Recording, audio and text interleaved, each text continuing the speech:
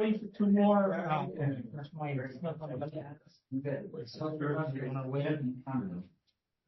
Well, if I get rain, but yeah, it's tomorrow on the team shift that actually works. Okay, what's your ETA? What's your ETA? I'm good. How are you doing? All right. What's your ETA? Well, some of my family's in Hawaii, so I'm Okay, hold on. take a space eight flight. And there's one scheduled tomorrow. Oh, Okay, what's your ETA? are we going to, are we there in? No, well, we'll be planning for Okay. holidays. Okay. Which one? Okay. Okay, so we have a quorum, but I'm just waiting. Can we check with Norma and Marlene, Director? Director Marlene is on Zoom right now. Okay, right now. Mhm. And then Norma, Director. Let me call her. And then do we all sign it?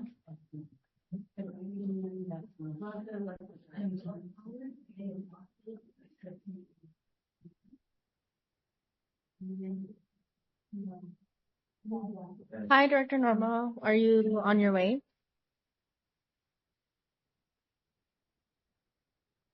Water. Okay. Yes. Okay. All right. Okay. Okay. Bye. So what? She said she's gonna join Zoom for now, but she's gonna be like 30 minutes. Okay. Yeah. That's good. Did everybody sign in here? Yes. Can I get the?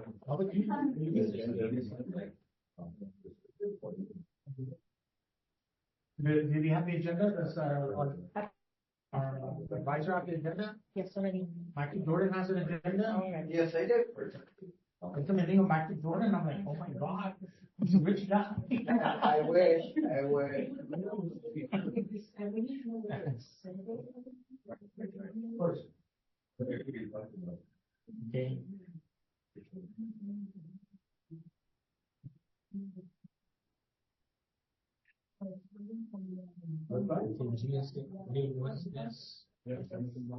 Yes. Sorry. No, you're good. Oh, yes. Well, nothing.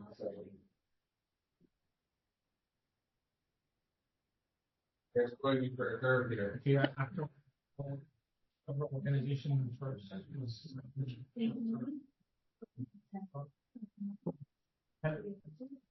Jen, can you pass me that?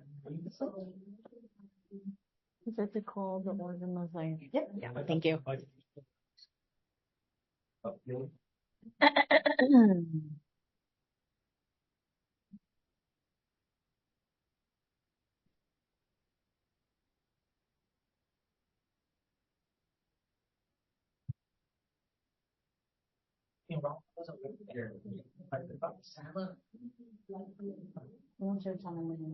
Huh? You serve salmon? What do you mean that was so? Oh, I'm sorry. No, it's salmon, actually freshly caught salmon. Well, not freshly caught, it's called Alaska salmon.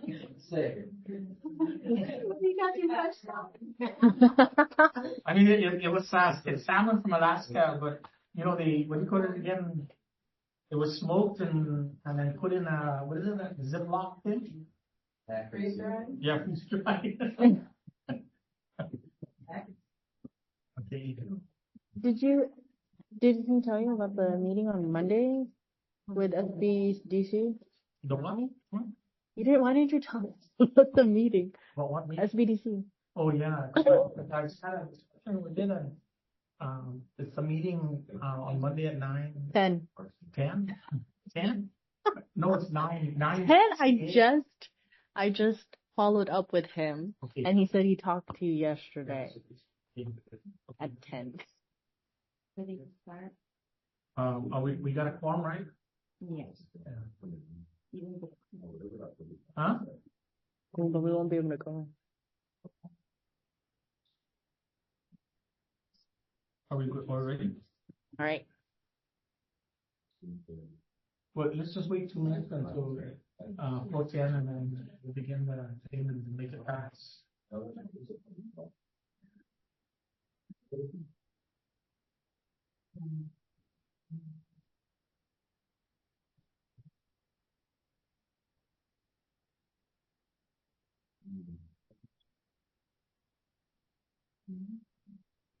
Those are legislative chair for the districts is Senator Anna.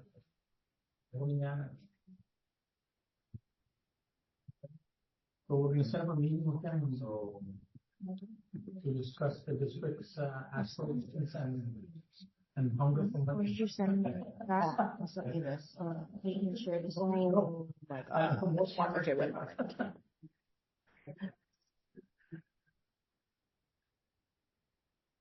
Yeah, he's chairing agriculture, the committee on agriculture. Oh, shoot. Sorry.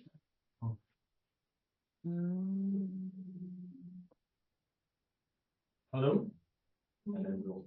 Are you outside? Where are you in the front or the back? So, are you in the front or back? Oh. Okay, I'll be there. We just have to get the turkey and that. You're abandoning us? No, I just have to get the roast back. Over there in the back one, yeah.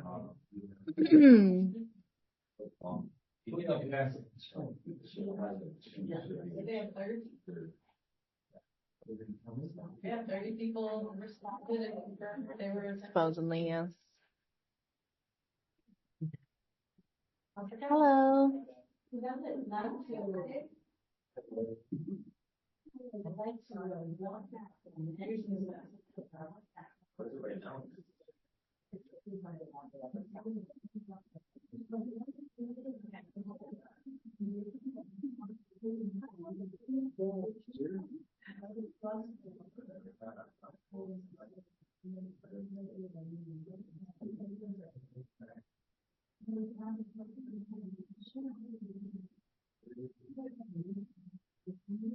Oh, yes.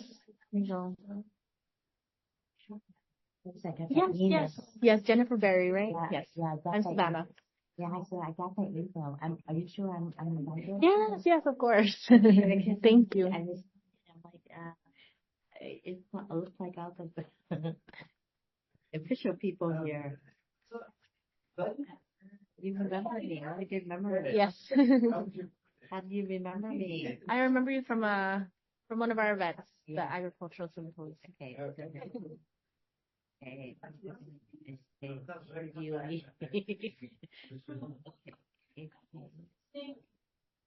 See tomorrow. Yeah. Very just need this really. But yeah, I'll be. Those things, we're all between the 10th and 14th. Because next week we're on Thank you.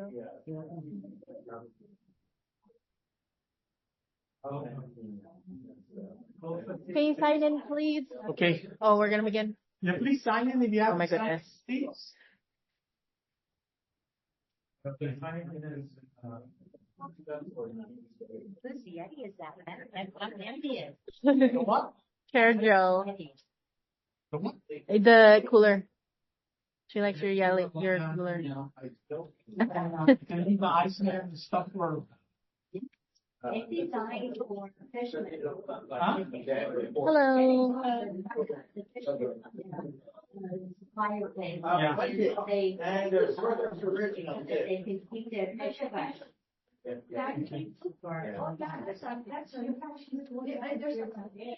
Oh. Hello.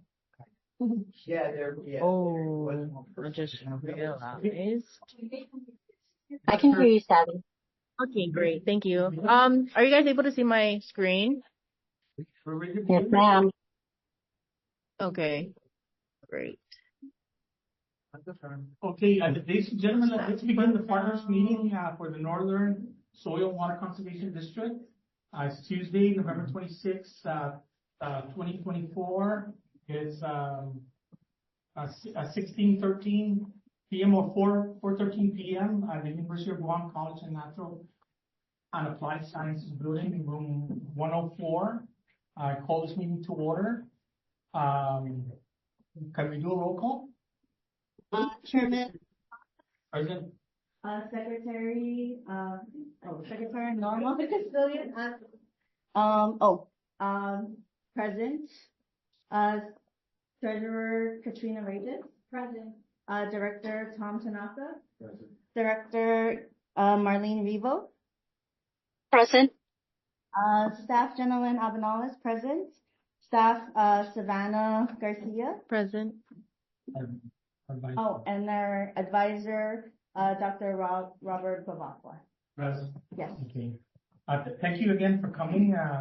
And the next item on the agenda is the acceptance of the last meeting minutes.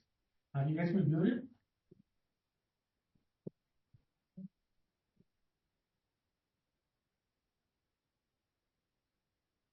Do I hear a motion to approve or to accept the minutes? I'll make a motion to accept the minutes pending.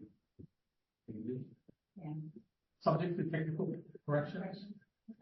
Okay, there's a motion on the floor to accept the minutes for August 27th, 2024, partners meeting.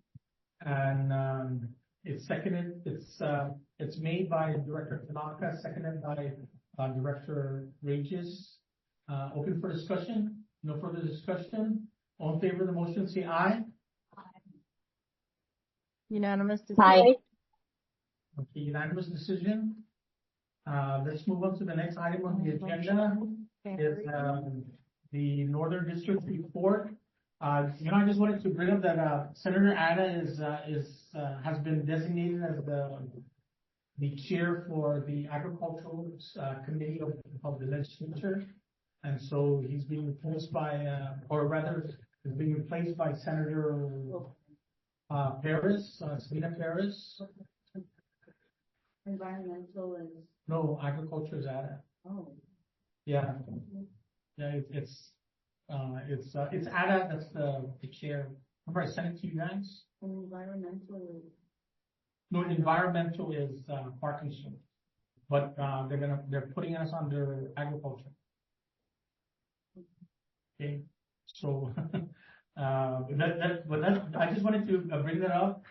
We have several grants that have been approved and it's ongoing. The perimeter fencing grant. We have one that's it's only for an acre, and then we have one that's for 5 acres, but it's also a land restoration grant. And we're right now preparing to provide that out. One of the things that we're looking at is having the to participate in the funding of the thing. We'll pay for the materials and everything, but we're looking at the contracting. So we're trying to negotiate how much would it cost in general in terms of using that, because then we will have to move forward with getting that thing. The grant, which is 5 acres above, right, or below, So which one? the RCPP. 1 acre to 15 acres. Yeah, so we have that, and it's also a land restoration grant. So we're looking at using that for forestry restoration, especially in the northern area. Our efforts for the north, not for anybody else, but the northern area is to help in the land restoration of our, especially of our conservation and natural preserve areas, and helping in the farming community efforts. There's a GITA grant that we're applying for, and that hopefully we get that. It's a $25,000 grant that we're looking at. That's called the program we're looking to implement is it's Nano. It's how to one of the things we're looking at is using a video and booklets to produce cultural practices that we do here, like how to make tuba. We don't want to lose that, so we want to be able to do that. How to fish. A lot of people don't know how to fish. How to swim. A lot of women don't know how to swim, and I know that. I coach athletes. But anyways, it's a how-to manual for helping our people out in terms of getting them knowing how to do things and giving them the insights on it so they can do that, and we can put it on YouTube or Instagram as part of a video type. Reviving the cultural food Practice. traditions Yeah. and practices. Yeah, you know, how to cook Reggiano. Most people don't know how to cook Reggiano. It's right over there, by the way. Reggiano. And then there's an energy grant that we're looking at wind and solar energy to get. It's going to start on, it's going to be in March, but more than likely it's Office of Insular Fair grants, and we're looking at getting it for the farmers so that in their particular farm area, they'll be able to have lighting in their either solar or what? Agenda. Oh, yeah, sorry. Yeah, Director Regal is here in person. She was in Zoom, but thank you, she's here. And then we're looking at having the next year planning for an agricultural symposium again, but making it a little bit more detailed and supplementing what we have started out. There's the educator symposium also that's happening next year, and we're looking at doing that. Let me see. We have the stewardship week coming up in February, and so hopefully we can get that going. And then the local working group, which is also coming up, and then we have an election in August, by the way. So there's an election on the board. It's every 3 years, so we're going into that. On the things that are goals for FY 2025, we're looking at the restoration project. We want to continue the workshops. An example is we just got with SBDC and we're meeting with them on Monday to give classes to farmers on different areas like what's that? Record keeping, businesses, QuickBooks, other things that can help the farmers or the agricultural industries help themselves and give them professional development. So when they go and farm or when they do something, they know how to use whatever to make it easier. And we talked about the Help Thy Manu YouTube program, and we have a regional meeting that we're going to, and we're setting up our website. And so hopefully you guys can get on the website. We're trying to make sure we complete our registry before August, because we have to submit that to the University of Guam. The University of Guam uses that as part of the election process. So it requires bona fide farmers that are for us in the north, who live in the north and farm in the north. You have to farm in the north. You can own land in the south and you can own land in the north.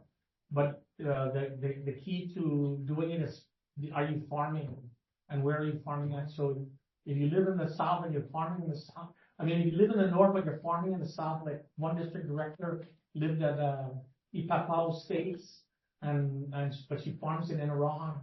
So Okay. So what happens if you farm in both? then you can choose. You have a you're part of the registry. You can be in the registry of both districts because you're a farmer, and if you farm in both of them, you can choose which side to vote on. It doesn't matter. You can do that.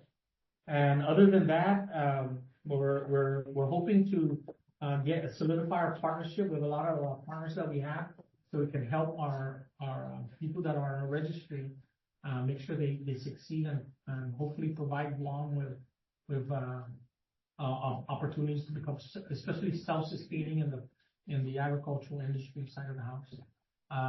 That's it. Yeah. Yeah. Who's gonna? For partners reports, so we're gonna go by, if any of the farmers did not want to report out, that's okay, because we're just gonna go down the list. Jay, did you want to say anything? No? Okay. Christian Benitez from Bureau of Statistics and Plans, Local Management. Sure. I am new to the Northern Solar Water Conservation District. because, I guess the bond Gojo, my former coworker, she used to attend to represent, GCMP, but she moved to, the federal side now. So I volunteered to also attend the Northern Stormwater Yeah, Conservation. thank you. Yeah. And then, so we've been working with, set update, we've been working with, the Department of Agriculture on the One Core System Plan, which is now, made it to the legislature, to go through the AAA process. And so, Speaker Teresa Lagi did introduce, a bill to adopt the One Core System Plan with some, amendments, which we did,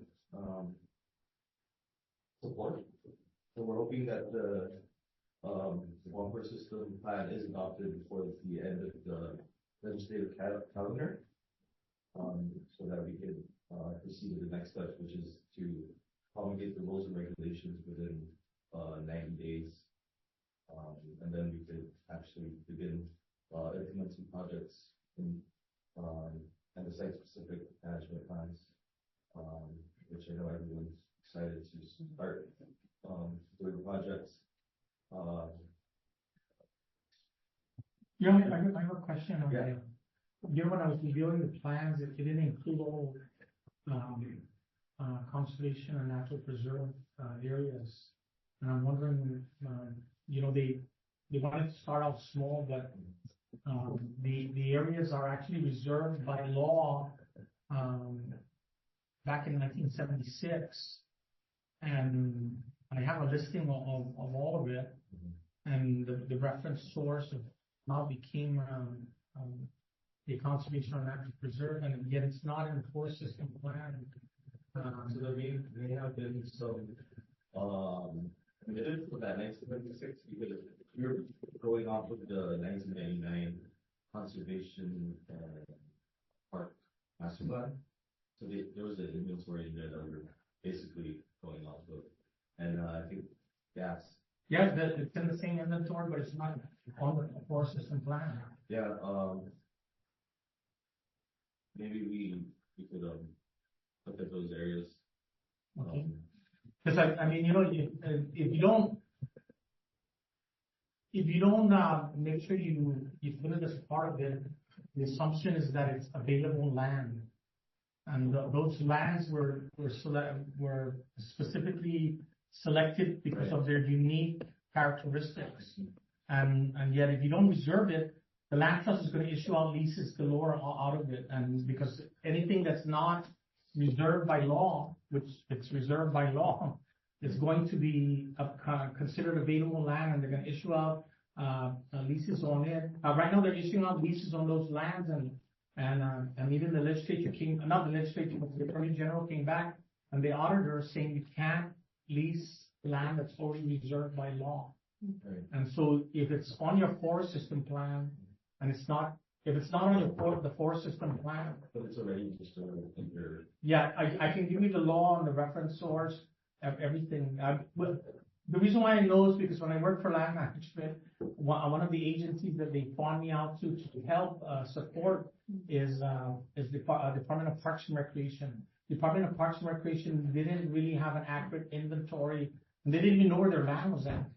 I actually we had to go in with a staff and actually research every single land and then source it, reference it to make sure that we have it. So this is why I'm saying that I have a complete list. And so I don't know, maybe we can For sure. set a meeting up and because we want to help. We want to make sure we help them because Guam is already designated as an urban cluster by the U.S. Census Bureau, and the bulk of the island of Guam. So there's hardly any rural areas, especially in the north. And if you're going to be eligible for USDA grants, guess what you have to be? A rural agricultural area. And so the reason why they put urban, suburban, and rural and forest and the designations was because once you consider it as urban, you're actually taken out of the equation for funding. And that's a problem when we're dealing with the northern, especially the northern area, which is building up like nobody's business. And so, that's one of the tie-ins to protect, agricultural land and agricultural resources on Guam. Because if you don't do that, then USDA steps back and says, I'm sorry, but you're not eligible. And this is why they gave the designation to Guam as urban clusters. We used to be urban, and now it's called urban cluster because the Dededo, the entire Dededo municipality, Dededo was considered urban, and they were ineligible for a lot of USDA grants. And Guam negotiated, as a matter of fact, BSP helped in the negotiation to make sure that we got designated that urban cluster. And so only portions of Dededo are designated as urban cluster, not the remaining portions of Dededo. And so they already, you guys have that in your, when you guys did the US Census. Yeah, you broke it down into areas. And so we want to make sure that's covered down on it. As a matter of fact, we have the agricultural census, and so we want to cover that into the mix. But I just wanted to bring that up. Okay. Okay. That's interesting. With the Forest Service, we take a little more liberal approach. Basically, if there's a lot of concrete, it's urban, and if it's a lot of forest, it's rural. I know, but we have to follow the US Census designation. Interesting. Yeah, so if you look at that, US Census designation has a lot of the northern area as urban clusters. Is there a web link that Yes. can show that? As a matter of fact, you can go to BSP's web link, but you can also go into the US Census Bureau and then go into Guam, and you can look at it, and they'll give you the designation on that particular thing. And that was a major concern that we had when we did the last census. How are we going to make sure we protect our eligibility to USDA? Because Guam is not, because we have ignorant people like never mind, I don't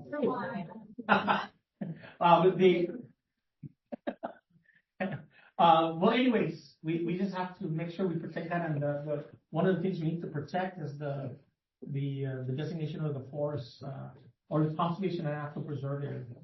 Okay. One more thing, we are assisting we're partnered with Guam EPA in March of 19, and next March of 19 meeting is scheduled for 30. Yeah. Yeah, we did send the invite to. Yes. We confirmed the invite. Yeah. Just a question. So the land designation that you're talking about, Chairman, was that considered when the final northern extent of Guam land use was prepared? No, the Guam land use was on the northern was contracted out by BSP to do a Guam land use of how they're supposed to do it. Mind you, my 40-some years in the government, it doesn't matter what you plan. The legislature will come in and do what they want. And so you just have to show the legislature that the benefits of why you just can't do this. Most of the zone changes that occur on Guam is not through the normal process of going through the Land Use Commission or the Planning Commission. It's through the legislature. So every road that you see, major route, is zone changed by the legislature, not by. Yeah. So the DSP sets the template of what we think should be there, or what should be planned for it, but you can never plan because there's an outside factor. Somebody has to sue them to hold them accountable because there's already a Supreme Court case that happened, and the U.S. Supreme Court ruled that once you set up a board to do that, and the plan is there, you cannot come in and micromanage the plan. You have to let the plan. It's a due process issue, and so that's what was brought up in that Supreme Court case. If you want a copy of it, I can get you the copy. And because I'm just wondering because when I perused through the plan, some parts of Dededo were not identified, but some other areas were. So I was just wondering if they were not included on the plan, What does that mean? No, everything on the north, it's called the northern, Central Guam land use. yeah, land use plan. They identify every single area. What they've done in the designation is they've designated, they were integrating the community design plan as a part of the central and northern. So they were trying to design the village to give the village autonomy, but you can't even distinguish between Manila and Vergara and Manila and Deredu, because guess what's happening? They're just urban clusters, and they were just urbanizing everything.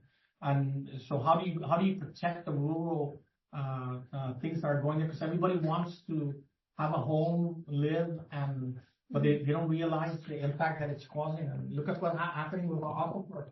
Our northern aquifer is literally contaminated with a high incident of, and they've already briefed that. We already briefed that, and so did GWA and Guam EPA. They briefed that it's high nitrates in non-sewer areas, and then the legislature passed a law that made it from, you can build 4 residences on 1 acre lot in a non-sewer area, but they passed it, and now you can build 6 residences on a non-sewer area in the northern aquifer. And so, you know, where do you go when a legislature passes a law that now densifies the area? And so they already have records of, not records, but studies that show high incidence of nitrate level in the aquifer, in the areas that are non-sewer. So that's a problem for us, because if you drink your water, yeah, you're gonna have a problem because of the high nitrates level. And then, you know, what they encountered also was PFAS and PFOS is on the rise. Also these legacy chemicals like what's the legacy chemicals we talked about that's coming out into Tuman Bay? Let's say what is it? PCP? What? PCB is coming out into Tuman Bay because it's from the military's time there, which the military won't admit. But you know, the locals didn't have PCB, so PCB. It was only the military. So you know, how do you hold them accountable to it? And so that was a study also done with EPA. They have it on their website showing the issue. But anyways, hey, go ahead. I'm sorry. No, that's it. But yeah, just to clarify, so that 2009 North Consensual Long Land Use Plan is enforceable because it's adopted as an element of the comprehensive development plan. So we do when there are applications that propose development that are contrary to the designated land use under the North Consensual Long Land Use Plan, we do object. Yeah, but they object through the normal process. The legislature goes in. Guam Land Use Commission. The Guam Land Use Commission is the normal process, but and they're a part of the application review committee. The problem that we have is, guess who's zone changing at will? Spot zoning. Yeah, it's called spot zoning, and it's the legislature. So agricultural land is being converted, and we're again, it's going to impact our ability to get grants from USDA because, you know, so this is one of the reasons why we're pushing to you know, we're trying to push to have urban farming as a part of the equation, because we're going to degrade from, we can already see it, Guam not having any northern land area.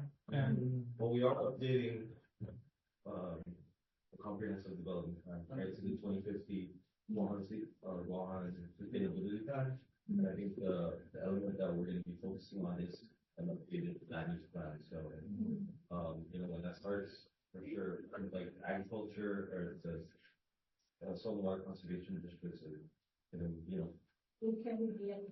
Yeah, of course. Well, that's why you're saying that we're going to make sure we're at the table, but even, it doesn't matter where the table. Remember what I told you what's going to happen? The North Consensual Guam Land Use Plan, yeah, there's agricultural land use designation, but there also needs to be a conservation because there is no conservation. Well, it's part of the. It's I think it was. Open space. Open space, or just for open space. Yeah, but you capture it in the law itself. Mhm. Yeah. No, I just want to bring that, okay. This is all. yeah, this is a very interesting topic, and even with the law that you just mentioned, Chair, because, with the, like affordable housing that I know that part of, the main part of the development that we do is our farming. So I wanted to make sure that I can preserve as much of the property for agriculture.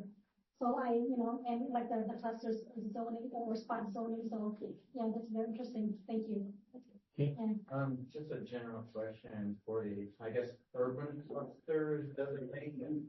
Are there any major rules that I would say anti-urban farming? And I'm talking about urban clusters. Well, what do you mean? So like You can farm in the like a urban lot area. of municipalities in the United States, they might even have restrictions that say, like, you can't have produce in your front yard, to a number of chickens, and stuff like that, that's why I'm asking about. Well, On the urban clusters, what are the restrictions? okay, so in the zoning law actually sets the parameters. It's very clear, which means it's very restrictive. And the zoning law, the current zoning law that Guam has, restricts any type of farming within R1 zones, R2 zones, commercial zones, industrial zones, which is light and heavy industrial. And so those are the zones. So if you're farming within what we want to do with USDA, especially NRCS and FSA is take that urban cluster and urban farming and take it a step further and include it as part of the mix. Like, for instance, they can do vertical farming. What's the other types of farming that deal with the, so you're using Small garden. a small garden thing, but you're producing. And under USDA, if you farm over $1,000 worth of, whatever you're producing, you're considered a farmer, a commercial farmer. And so, Guam law doesn't restrict that. It just says that in order to become a commercial farmer, now you need to produce so many of this. How many is it to become a commercial farmer? You have to have a produce. when the modified farmer application certificate, so you have a sustenance farmer and commercial. So when I first got applied for my modified farmer, I asked them to define what you mean by commercial. If you are selling, so basically you're building up to that. So for a quarter acre of property, you can have like 25 or breadfruit or whatever. But as long as every 6 months, then you submit a report. Okay, so you said when you first applied, you had 1, now you actually have 5. So that's what. Well, the bona fide farmer says you have to have so many produce. I mean, even if you're the commercial side of you're an urbanized area, you can become a bona fide farmer to that process. There's no set receipt, annual receipt that you should make, as long as you're selling that. At least that's what I was told.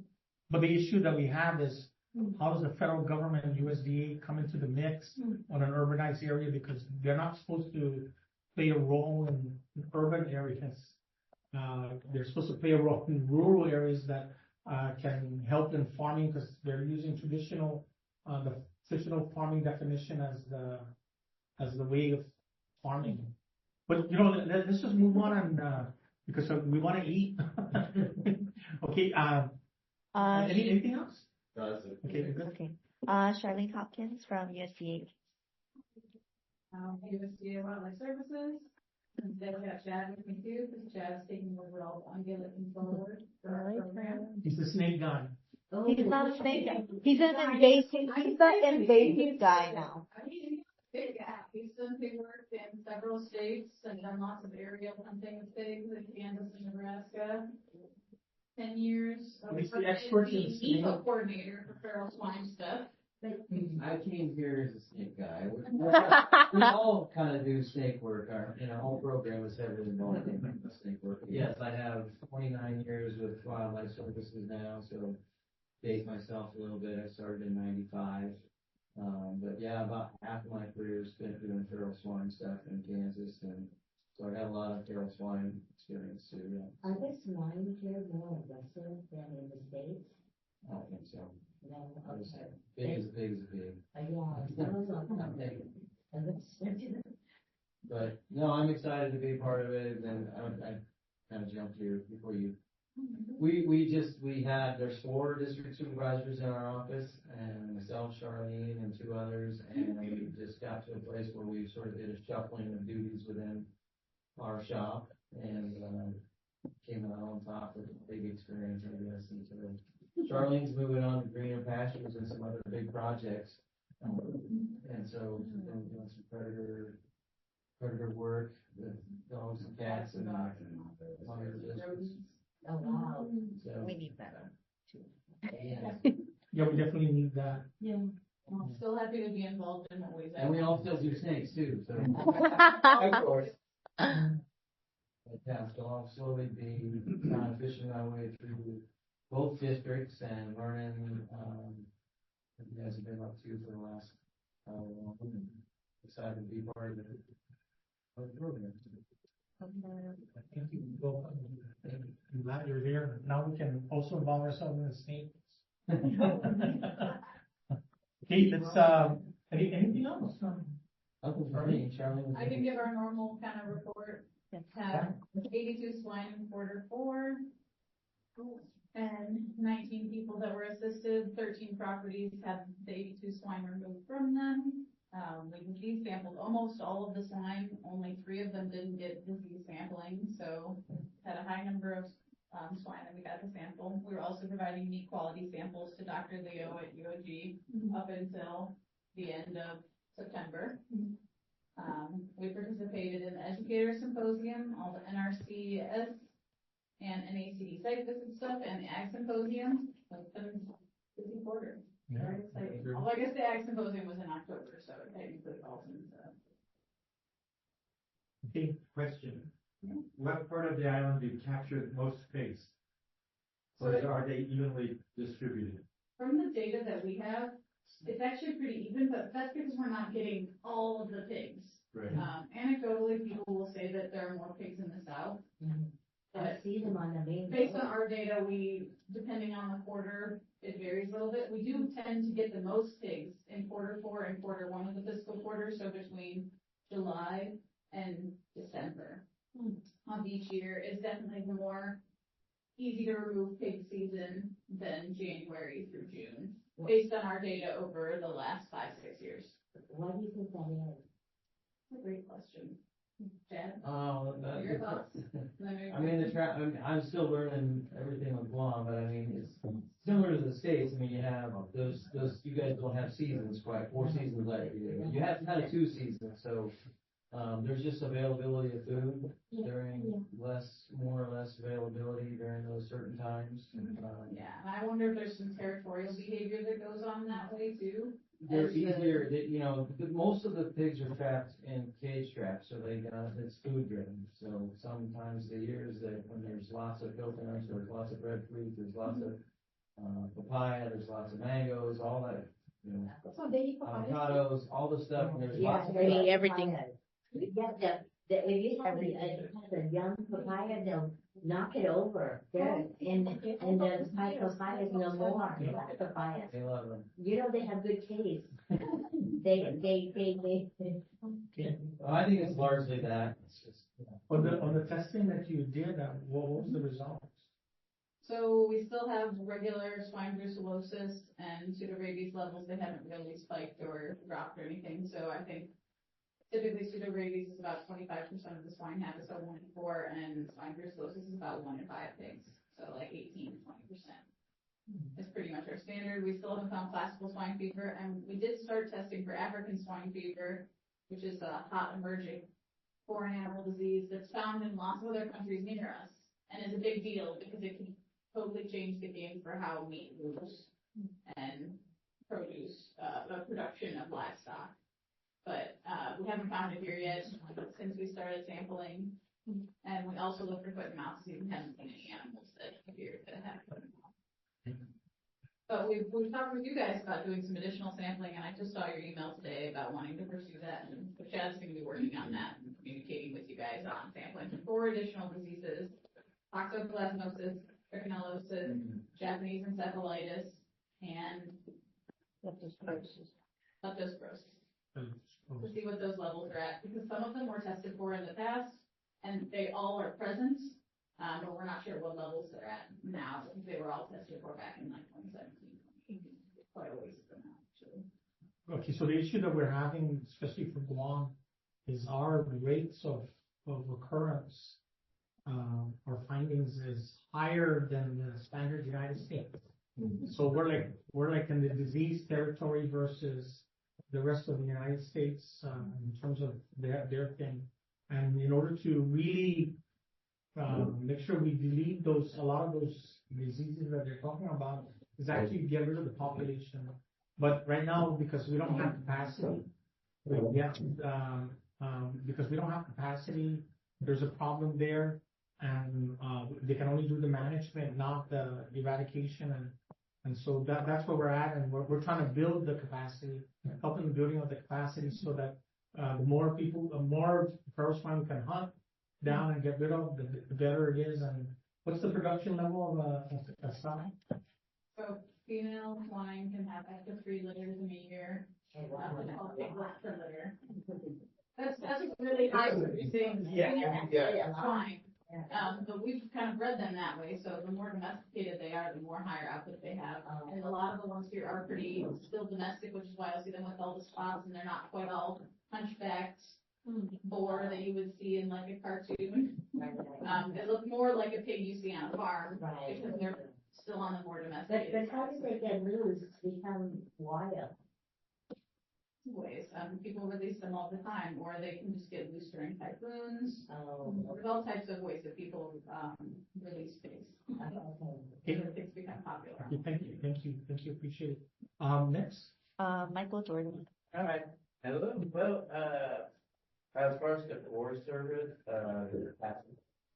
since last name, we've been pretty much helping with the Sentinel landscape designation. So if anyone's not familiar with that, that's a designation that's associated with the military. The next Friday on the 6th, there's actually going to be a big meeting related to that. And how it's organized is there's a few key organizations, so DOD, us, NRCS, and a few others are the key organizations. And then we have smaller groups that are basically partner agencies that are also part of it. The main thing is, from practical standpoint, why does DOD do this? Well, one is they don't want to have Chinese building high-rise right next to their base, okay? And it's nice to kind of have conservation areas and agricultural lands around the base. It's a nice buffer.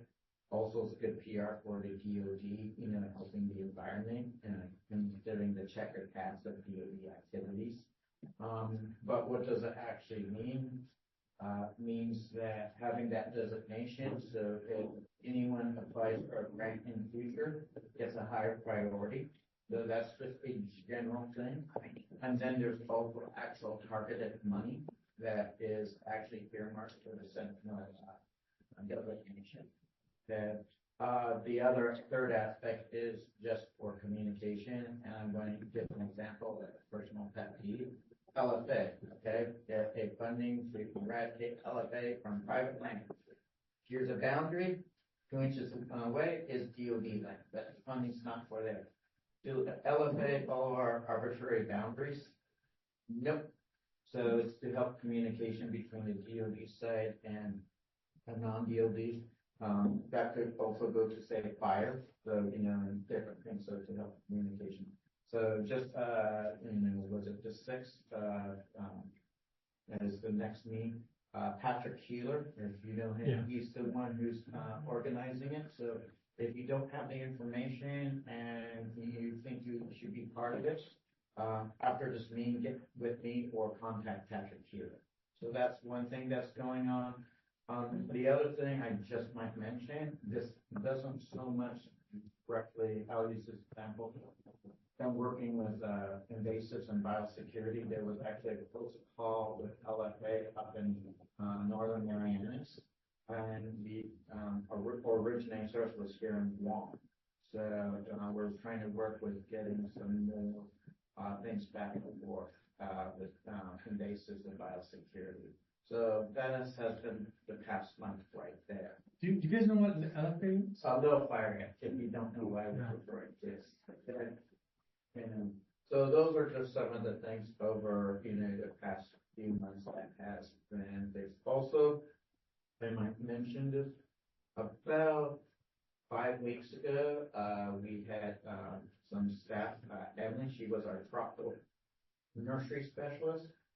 She came on the island along with, JB Friday. He's with, University of Hawaii. His wife is Katie Friday that manages our stewardship and legacy, grants. But she went ahead and, visited a few sites, including, Island Girl Power here at UOG and also a few other places around here in northern, I have a PDF of a tropical nurseries manual, and I actually think I just got it in the mail today. I have to actually physically get, but we also have physical copies of a tropical nursery manual. So if people are interested, get to me, and I can definitely give a PDF version, and I should hopefully have some physical copies as of today.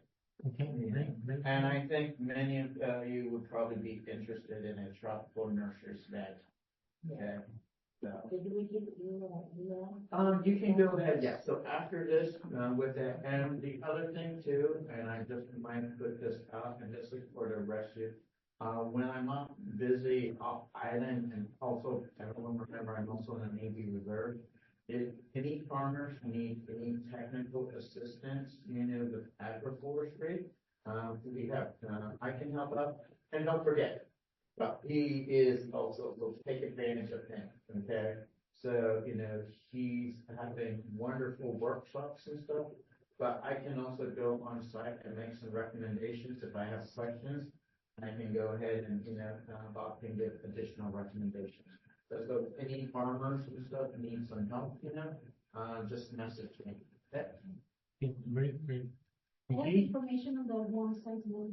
It's December 6th from 1 to. I think it was 1 to 5, and then there is a little meet and greet networking, later on in the evening.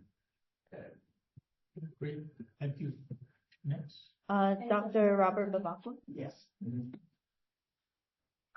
any reports?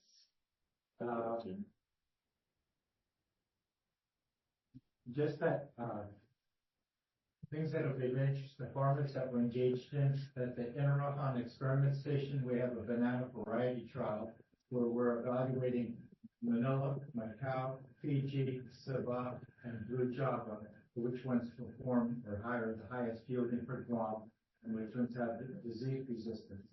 We also have a trial there where we're introducing seedless watermelon into Guam on a trial basis. And we'll have a field day on that early in February. On what side are those?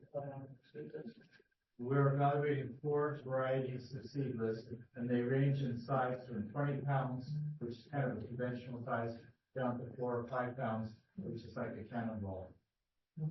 Okay. That's all. Thank you. On the banana issue, they grow different. They don't necessarily grow. I mean, I'm looking at the soil. The north soil is completely different from the southern soil, and so when you do the testing down there, how does that impact the north in terms of using that farm in karst limestone area?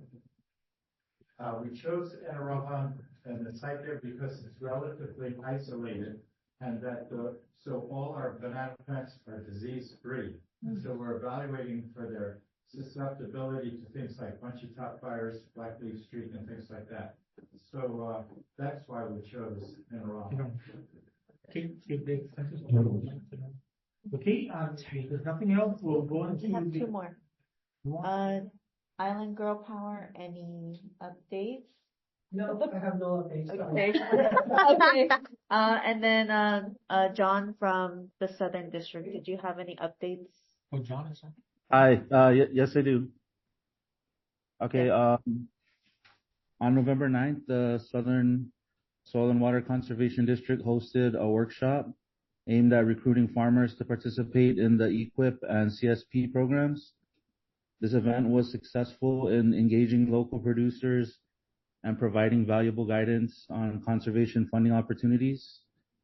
The workshop success is attributed to the strong support and collaboration from our partners, including UOG, USDA, NRCS, FSA, and local nonprofit organizations.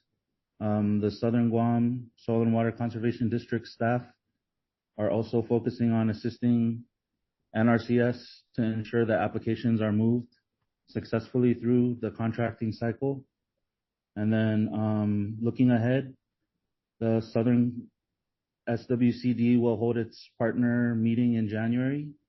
Erica will provide the details to everyone when they're available. And then additionally, Southern SWCD respectfully requests to be regularly notified of the Northern SWCD Board of Directors meetings, in addition to the partner meetings notices, to ensure continued collaboration and alignment of district efforts. And we appreciate the ongoing partnership between our districts and look forward to working closely together in the coming months. That's pretty much all I have. Thank you, John. Appreciate it. Thank you. Okay, thank you. So going to old business, the perimeter fencing selection committee. One of the things we want to do is we want to make sure that although the district's involved in it and issuing it out, we want to make sure we have other experts in the area. And who are they? We would like USDA Wildlife Services, USDA NRCS, the North and Southern districts, and then we wanted one more. Yeah. I believe it was NRCS. Did I say that? Mm-hmm. Sorry. Maybe UOG? Yeah. Or US. It's for a selection committee for the grants, the fencing grant. So there's two. One is the 1 acre, which is less, and then the other one is the 1 acre to 18 acres grant, and then it's called the land, also the RCPP grant. And so maybe Dr. Bob, you want to get involved in that? So you will be definitely involved in it. Question, would it be a conflict of interest if he's the advisor? I mean, maybe it could be open.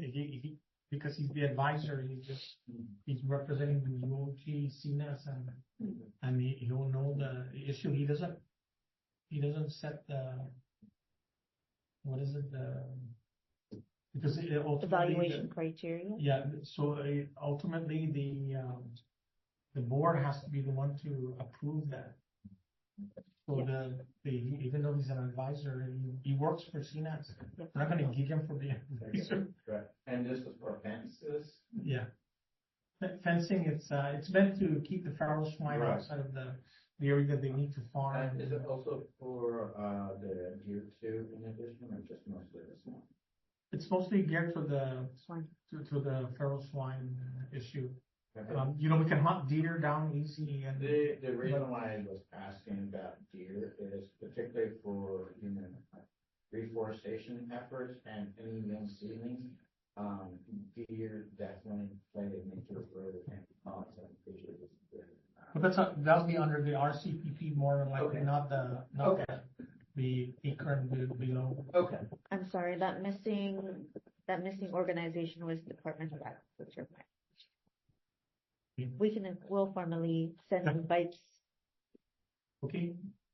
If there's what do you want to do with this perimeter fencing selection committee? We've already decided on that, right? Okay. We'll move on. Any public comments that we need to anything? If there's no other thing, any motion? Our next meeting is February 25th, 2025. So our outreach and Okay. so I bumped into one of the associate for marketing. They're still looking for the farmers to apply for the Climate Smart grant. No, Apparently, it's there's just- not enough farmers applying for them. So, Alicia, that's the name of the one is the POC. Yeah. Okay, okay, great, thank you, for that. Our next meeting again is February 25th, 2025. Again, the north and the south alternates in terms of meeting because we don't want to conflict and we don't want to burden our partners for too many meetings. Do I hear a motion to adjourn? Okay, so moved. Can we rise and bless the table? Let's eat. Thank you. In the Father's Okay. name. Let's just look at these ideas. Abby. Okay, Christ our Lord. Amen. Amen. Again, thank you for our partners and thank you for coming. Please help yourself to the food. And we can't take it home, so you have to You didn't know. eat it now. And we said, okay, in the name of the Father, Son, and Holy Spirit, amen. Please, Yes, Director Norma. please eat. I'm set. I guess I made it just in time to eat. Oh my God. Just in time for the food. Either that or I could just leave. How's that? No, I'm gonna park and come in. Okay. Okay, bye. Okay, bye. Bye. Okay, guys, thank you. Thank you. You too.